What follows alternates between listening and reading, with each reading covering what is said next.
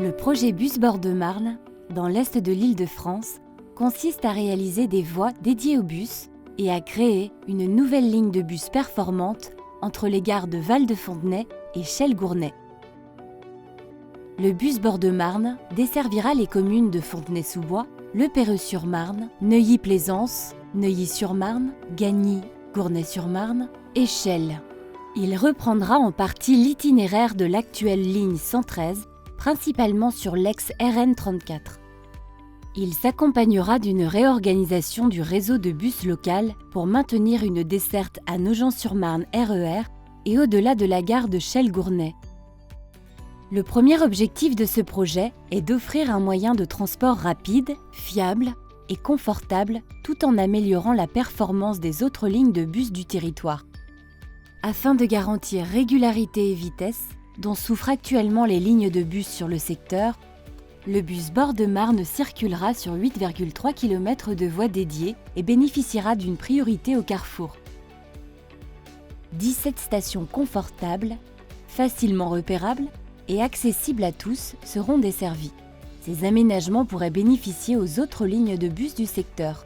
Un bus circulera toutes les 3 minutes environ, dans chaque sens, en heure de pointe. Le bus Bord-de-Marne permettra ainsi de réduire les temps de parcours. Le deuxième objectif sera d'assurer une liaison et des correspondances efficaces en desservant les gares de Val-de-Fontenay, Neuilly-Plaisance et Chelles-Gournay. Le bus Bord-de-Marne facilitera ainsi, à sa mise en service, les correspondances avec les RER A et E, qui sera prolongée jusqu'à la Défense, la ligne P, le futur tramway T1 et, à horizon 2030, avec les futures lignes de métro 15 et 16.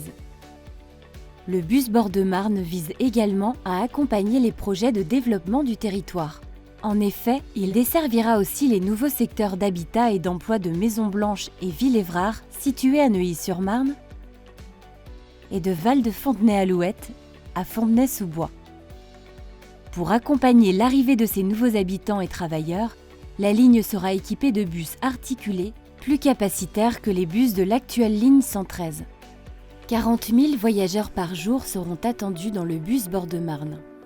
Des itinéraires continus, confortables et sécurisés seront créés, notamment pour les piétons et les cyclistes.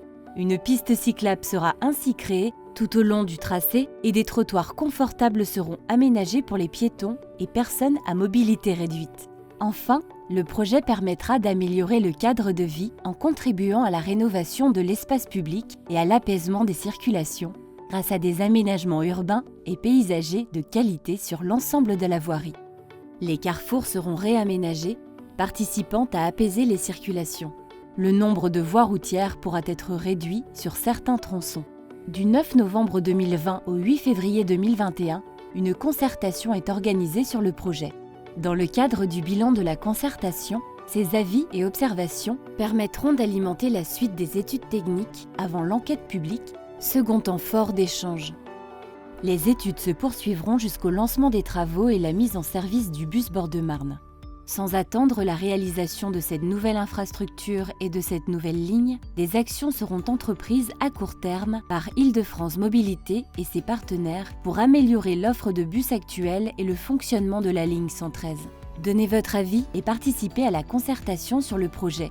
Rendez-vous sur bus-bordemarne.île-de-france-mobilité.fr.